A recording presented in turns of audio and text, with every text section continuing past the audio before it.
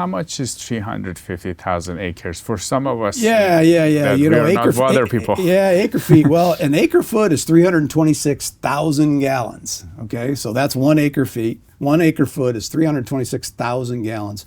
The city of San Diego uses 175,000 acre feet a year. Wow. Okay. So 2 years for just the 350,000 acre feet is 2 years worth of the city of San Diego's water consumption.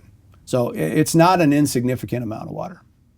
And you mentioned that this can be charging the ground, right. the groundwater. Yeah. And we don't have storage in California. We've heard from some water experts that we haven't been able to build water storage. Can you tell us more about this ground storage? You know, I think that is that true? I think that's not true. We built a lot of storage. There's probably, you know, more storage, above ground storage that we could build, but I think it is important, and not stepping on anybody's toes, but the reality is that we went through a period in the United States where we sent engineers to look at every good spot that you could put a dam. North America has been thoroughly explored in terms of opportunities, and we built thousands of dams, thousands of them. And we built pretty much anything we could find somebody to pay for, you know, and because in order to build a reservoir, you know, there needs to be an economic benefit from that, and that economic benefit has to pay for the very significant cost of building that reservoir. We built most of the easy ones, or the good ones, the ones that penciled out, and what we got left are things that got passed over in history. For one reason or another, they got passed over. And so going back now, there aren't a lot of great sites to do further above ground storage. There's a few. The Sites Reservoir, which we probably heard about, it's a dry canyon. It wouldn't dam up a river, and it's very, very expensive. But it's one that, you know, has quite a bit of support. Raising Shasta Dam probably makes the most sense. If we raised it another 18 or 20 feet, and it would be very good for the salmon, because the salmon need that cold water that comes from the bottom of Lake Shasta. The salmon, when they spawn, need 55-degree water. If it's 57, they die. So it's you know, having that water, that cold water. So that one makes sense.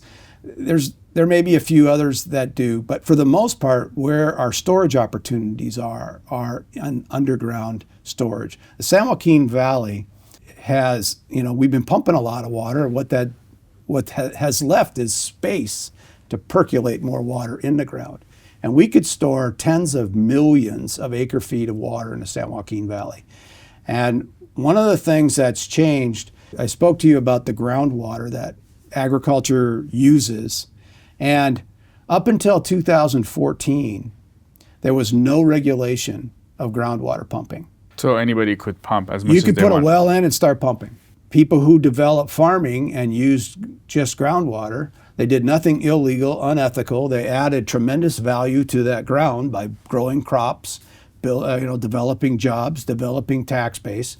But we have taken more water out of the ground than what gets recharged. Now, I would be remiss not to say that the policy decisions that took place in the early 1990s, the net effect of the Endangered Species Act operating plans and the Central Valley Project Improvement Act, in round figures, it's a couple million acre feet of water a year that used to come into Central and Southern California that now doesn't because of these regulations. Since there was nothing illegal, unethical, or wrong about replacing that water from the ground. So we've been pumping the water. We've been pumping. So now the law was passed in 2014 called the Sustainable Groundwater Management Act, and it's a long-term law. It anticipates it will take 20 to 25 years to bring this into sustainability. But the bottom line is that we're going to have to reduce groundwater pumping to a point where we don't take any more water out of the ground than what we can replace. In that scenario, though, where groundwater is unregulated, there wasn't the big incentive to grab flood flows from wet years. When we have a wet year in California, it is absolutely phenomenal how much water actually falls on this state. It's hundreds of millions of acre feet of water. But we lose that, right? Well, a lot of it can't be captured just because of where it is, but a lot of it could be. Okay, and we haven't really had an incentive to do it in the Central Valley until now. And with a realization that groundwater pumping is going to be restricted, suddenly there was an incentive to grab these flows that come at the wrong time of year. When they come in January and February, you're not growing a crop because the crop doesn't grow till late spring and into the summer. So that water is a nuisance to you. Okay, it could damage your crops, or so the incentive was to just try to minimize the flood damage and keep that water moving. But we had because you can take out of the ground later, yes. Right? You can do it whenever you need it. Exactly. Well, that entire paradigm has changed. Okay, because now all the farmers know that they're going to be regulated in their groundwater, and now these flood flows have become tremendous assets to take as much as we can of these flows, because they're surplus to anything the environment needs. They're surplus, and to put those flows in the ground.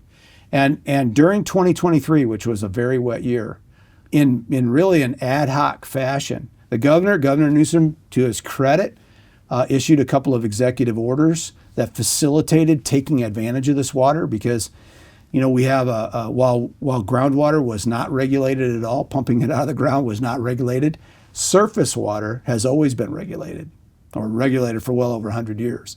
So the permission to take water out of a surface body is governed by the state. And so here you have surplus waters in a flood year, and the governor issued some executive orders that enabled particularly farmers to be able to take that flood water in that flood year, and what they did was they just ran it over their fields, and they percolated it down and soaked it down into the ground and started to replenish the aquifer. And what we were able to do in 2023 in an ad hoc way was, my estimation is close to 2 million acre feet of additional water was put into the ground in 2023 because of actions by farmers to take advantage of this water. And with some planning, which is what the San Joaquin Valley Water Blueprint is all about, is figuring out what infrastructure can we build, what connections can we build to take maximum advantage of these flood flows in these wet years. And that's going to be the management program for California going forward.